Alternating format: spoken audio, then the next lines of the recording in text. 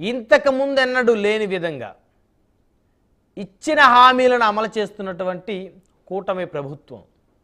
అయితే గత 5 ఏళ్ల జగన్మోహన్ రెడ్డి పరిపాలనలో ప్రభుత్వ ఉద్యోగులకి జీతాలు ఎప్పుడొస్తాయా అని ఎదురు చూస్తున్నటువంటి పరిస్థితులు, ఎదురు చూస్తూ గడిపిన పరిస్థితులు, 15వ తారీఖు వరకు కూడా ప్రభుత్వ ఉద్యోగులకు జీతాలు వస్తే అమ్మయ్య అంటూ ఊపిరి పీల్చుకునే పరిస్థితులు. అసలు ప్రభుత్వ ఉద్యోగం కన్నా ప్రైవేటు ఉద్యోగమే మిన్నా అనుకునేలా సాగిన గత ప్రభుత్వం. అంటే ప్రభుత్వానికి ఎన్నైనా ఇబ్బందులు ఉండొచ్చు, కానీ ఖచ్చితంగా టయానికి సంక్షేమం అమలు చేయాలి, లేకపోతే లబ్ధిదారుల దగ్గర నుంచి తీవ్రమైనటువంటి వ్యతిరేకత వస్తుంది. సమయానికి ప్రభుత్వ ఉద్యోగులకు జీతాలు ఇవ్వాలి, లేకపోతే వారి దగ్గర నుంచి తీవ్రమైనటువంటి వ్యతిరేకత వస్తుంది. సో గత ప్రభుత్వం మరి ఇవన్నీ కూడా సమయానికి అమలు చేయలేక మరి పూర్తిగా ప్రజల యొక్క ఆగ్రహానికి గురైన పరిస్థితి ఉంది. కానీ ప్రస్తుతం కూటమి ప్రభుత్వం మాత్రం తాము చెప్పిందే చేసే దిశగా అయితే ముందుకు సాగుతూ ఉంది. నిన్న అవ్వాతాతలకి పెన్షన్ ఇచ్చినటువంటి కూటమి సర్కార్ వారి ముఖాల్లో వెలుగు చూసింది. సో అదేవిధంగా ఈ రోజు నుంచి ప్రభుత్వ ఉద్యోగులు అదేవిధంగా పెన్షన్దారుల ఖాతాల్లో మరి జీతాలు జమ అవుతాయంటూ సాక్షాత్తు ఏపీ ఆర్థిక శాఖ మంత్రి పయ్యావుల కేశవ్ తెలిపారు. సో మొత్తానికి కనుక చూస్తే ఆంధ్రప్రదేశ్లో కూటమి సర్కార్ పరిపాలన ప్రజల మెచ్చిన పరిపాలనగా సాగుతున్న పరిస్థితి ఉంది. త్వరలోనే మిగతా హామీలు కూడా ప్రభుత్వం కసరత్తు చేసేటువంటి ఆలోచనలు ఉన్నట్టు తెలుస్తుంది. ఈ అంశాలను చర్చిద్దాం. ఇదే వాళ్ళ హాట్ టాపిక్. ఈ హాట్ టాపిక్లో మనతో పాల్గొనడం కోసం విక్రమ్ పోలా గారు, సీనియర్ పొలిటికల్ అనలిస్ట్ మనతోటి జూమ్కల్ అందుబాటులో ఉన్నారు. అదేవిధంగా జగదీష్ గారు, రాజకీయ విశ్లేషకులు, అదేవిధంగా సీనియర్ హైకోర్టు అడ్వకేట్ మనతోటి జూమ్కల్ అందుబాటులో ఉన్నారు. అదేవిధంగా సింగళూరు వెంకటేష్ గారు, రాజకీయ విశ్లేషకులు మరియు సుప్రీంకోర్టు అడ్వకేట్ మరి కొద్దిసేపట్లో మనతో జూమ్కల్లో జాయిన్ అవుతారు. రైట్, ముందుగా విక్రమ్ గారితో మాట్లాడదాం. విక్రమ్ గారు గుడ్ మార్నింగ్ అండి. గుడ్ మార్నింగ్ అండి. సో సార్, మొత్తానికి ఈ ప్రభుత్వం అనుకున్నదే తడవుగా చేస్తూ ముందుకు వెళ్తుందని అనుకోవచ్చు. నిన్న అవ్వాతాతల ముఖంలో సంతోషాన్ని చూసే విధంగా మరి వారికి పెంచిన ఆ పెన్షన్తో పాటు మరి 4,000తో పాటు గత 3 నెలలు ఏదైతే పెంచిన 1,000 రూపాయలు ఉందో 7,000 రూపాయలు మొదటిసారిగా అందరికీ కూడా సాక్షాత్తు ముఖ్యమంత్రి, ఉప ముఖ్యమంత్రి, మంత్రులు వారికి అనుకూలంగా ఆయా నియోజకవర్గాల్లో వెళ్ళి పెన్షన్ పంపిణీ చేశారు. సో ఈరోజు ప్రభుత్వ ఉద్యోగులందరికీ కూడా జీతాలు వారి ఖాతాల్లో, పెన్షన్దారులకు, ప్రభుత్వ ఉద్యోగులకు ఎందుకంటే ప్రభుత్వానికి సంబంధించి వారి ఖాతాలు జమ అవుతాయంటూ పయ్యావుల కేశవ్ కూడా తెలిపారు. సో మొత్తాన్ని చూస్తే గత ప్రభుత్వానికి ఈ ప్రభుత్వానికి పోలిక చాలా స్పష్టంగా అర్థమవుతుంది అనుకోవచ్చా? ఖచ్చితంగా అండి. ముందుగా మీకు ప్యానల్లో ఉన్నటువంటి మిత్రులకి, ప్రేక్షకులకి అందరికీ కూడా గుడ్ మార్నింగ్ అండి. ఎస్, తొలి అడుగు మంచి అడుగు అంటే యువర్ బెస్ట్ ఫుట్ ఫార్వర్డ్ అని అంటారు.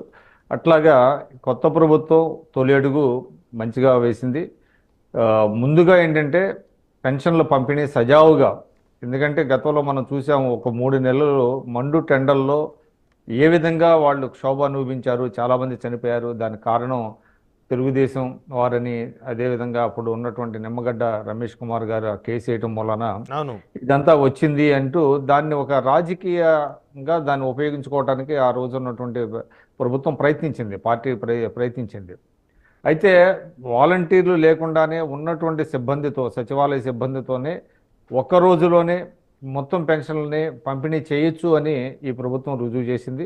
ఇది ఒక మంచి పరిణామం. ఇప్పుడే మీరు చూపించారు, బయట కూడా పవన్ కళ్యాణ్ గారు మాట్లాడుతున్నారు, ఎంత సిబ్బంది ఉన్నారో వాళ్ళని ఏ విధంగా ఉపయోగించుకోవచ్చు అనేటువంటిది కూడా మనం చూస్తున్నాము. కేవలం అంటే ఆ రోజు ఉన్నటువంటి ప్రభుత్వం కేవలం వాలంటీర్లని తమ రాజకీయ లబ్ధి కోసం ఉపయోగించుకున్నారు అనేటువంటిది చాలా స్పష్టంగా కనబడుతుంది. కేవలం ఏంటంటే వాళ్ళ సమాచారాన్ని సేకరించడం, వాళ్ళని అనుకూలంగా మలుచుకోవటం కోసం, అంటే ప్రభుత్వం ఇచ్చేటువంటి పెన్షన్లు కూడా ఏదో పార్టీ ఇస్తుంది, మేము ఇస్తున్నాము అనేటువంటిది ఒక భ్రమ కల్పించి వాళ్ళని తమ వైపు మలుచుకోవడానికి ఈ వ్యవస్థను ఏర్పాటు చేశారనేది మనకి చాలా స్పష్టంగా కనబడుతుంది. ఎందుకంటే ఇవాళ ఒక్క రోజులోనే దాదాపుగా 90% కొంతమంది ఉంటే స్పిల్ ఓవర్స్ ఉంటే ఈ రోజు ఇస్తారు, లేదంటే రేపు ఇస్తారు. గతంలో కూడా అట్లానే జరిగింది.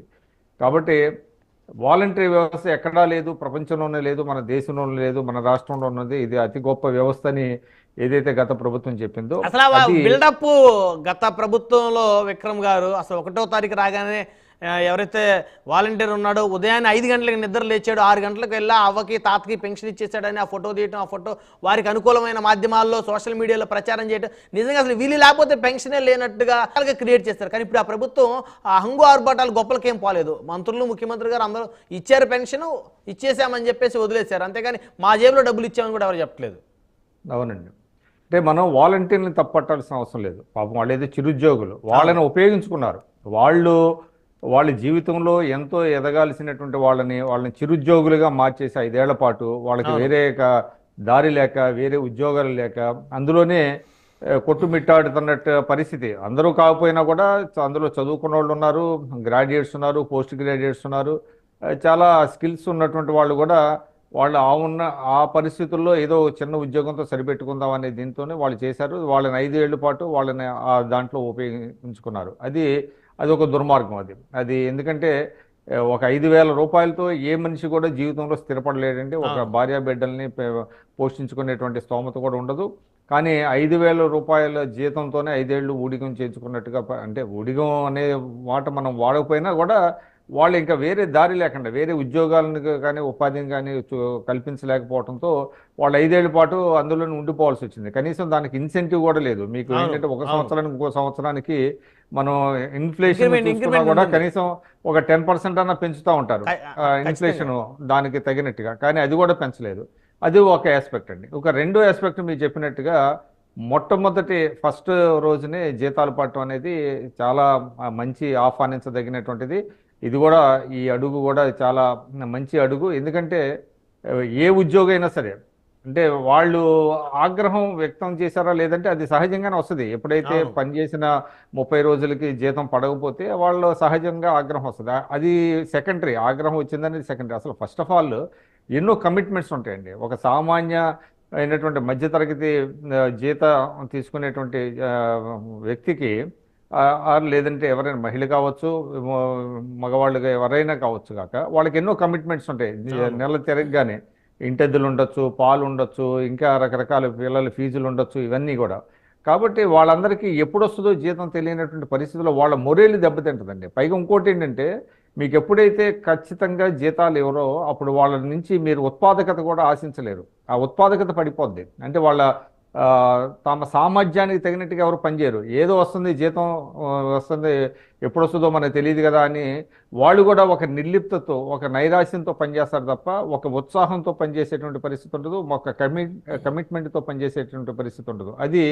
అది చాలా పెద్ద దెబ్బ అనమాట.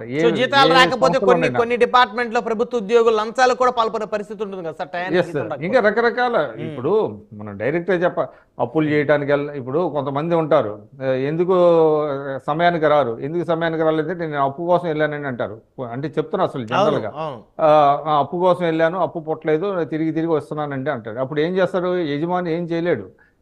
మన కరెక్ట్గా జీతాలు ఇవ్వట్లేదు కదా అతనికి అనేటువంటిది. నువ్వు ఎప్పుడైతే మీకు ఖచ్చితంగా మొట్టమొదటి ఫస్ట్ తారీఖుకి మీరు జీతం ఇస్తే ఆ ఎంప్లాయీ నుంచి మీరు మంచి పనితనాన్ని, అదేవిధంగా బాధ్యతాయుతమైనటువంటి పనితనాన్ని మీరు ఆశించేటువంటి అవకాశం ఉంటుంది. ప్రభుత్వ యంత్రాంగంలో చాలా సమర్థత వెలికి వస్తుంది, అదేవిధంగా జవాబుదారీతనం పెరుగుతుంది. ఇవన్నీ కూడా జీతంతో ముడిపడి ఉన్నాయండి. నేను ఇంకొక చిన్న ఉదాహరణ చెప్పి మీకు ముగిస్తాను. ఒకసారి సుప్రీంకోర్టు ఒక రూలింగ్ ఉంది గతంలో, చాలా సంవత్సరాల క్రితం. ఒక ఆయన కేసు వేశాడు, ఒక ఉద్యోగి కేసు వేశాడు. ఏంటి అంటే మేము ఈ నెలలో పనిచేస్తే వచ్చే నెలలో ఫస్ట్కి ఇవ్వటం ఏంటి శాలరీ, కాబట్టి మాకు 31వ తారీఖుకి ఇవ్వాలని కేసు వేస్తే సుప్రీంకోర్టు కూడా రూలింగ్ ఇచ్చింది. ఎస్ ఇది కరెక్ట్, ఇది మీరు ఇచ్చేది ఏదే చారిటీకి ఇవ్వటం లేదు, వాళ్ళ కష్టానికి తగిన ప్రతిఫలం ఇస్తున్నారు. ఏ నెలలో పనిచేస్తే ఆ నెలలోనే ఇవ్వాలి, ఆ నెలకే ఖచ్చితంగా, అంటే అది 30 కావచ్చు 31 కావచ్చు ఇవ్వాలి. అందుకనే మీకు చాలా కేంద్ర ప్రభుత్వం కూడా ఏం చేస్తుందంటే 31వ తారీఖు కానీ 30వ తారీఖు కానీ సెలవులు వస్తే ముందు రోజే జీతాలు పడిపోతాయి. చాలా ఐటీ సాఫ్ట్వేర్ కంపెనీలకు సంబంధించి సాఫ్ట్వేర్ కానీ ఈవెన్ కొన్ని మీకు పత్రికా రంగాల్లో కూడా కొన్ని సంస్థలు ఉన్నాయి. నన్ను అడిగితే మనం ఈ లైన్లోనే ఉన్నాం కాబట్టి మనం చెప్పుకోవాలి. ఈనాడు సంస్థ అంటే ఇప్పుడు కాదు, దాదాపుగా 35 ఏళ్ల నుంచి వాళ్ళు చేసేది ఏంటంటే 31వ తారీఖు జీతాలు ఇస్తారు. యాక్చువల్లీ చెప్పాలంటే ఈనాడు సంస్థలో జీతాలను చూసిన తర్వాతనే ఆ, రాష్ట్ర ప్రభుత్వం కూడా గతంలో ఉమ్మడి ఆంధ్రప్రదేశ్లో కూడా 1వ తారీఖు జీతాలు ఇచ్చేవాళ్ళు.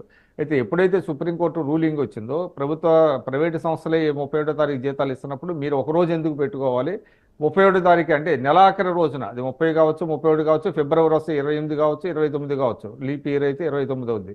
కాబట్టి ఆ రోజునే జీతాలు ఇవ్వాలనేది సుప్రీంకోర్టు రూలింగ్ ఉందండి. అయితే వీళ్ళు ఏనాడు ఎందుకు ఇవ్వలేదు అంటే ఆ జీతాలను కూడా పక్కదారి పట్టించారు. బటన్ నొక్కడానికి నిధులు లేక ఈ నిధుల్ని వాడేసి దాన్ని ఇంకా అటు ఇటు చేసుకుంటా వచ్చి 15వ తారీఖు 20వ తారీఖు జీతాలు పడేటువంటి ఒక దుర్భర పరిస్థితిని ఏర్పరిచారు. ఇది చాలా రిలీఫ్ ఇవాళ ఉద్యోగులకి. వాళ్ళు కూడా మనసు పెట్టి పనిచేస్తారు. రాష్ట్రానికి ఇది మేలు, ఎందుకంటే ఉత్పాదకత పెరుగుతుంది, వాళ్ళ జవాబుదారీతనం పెరుగుతుంది.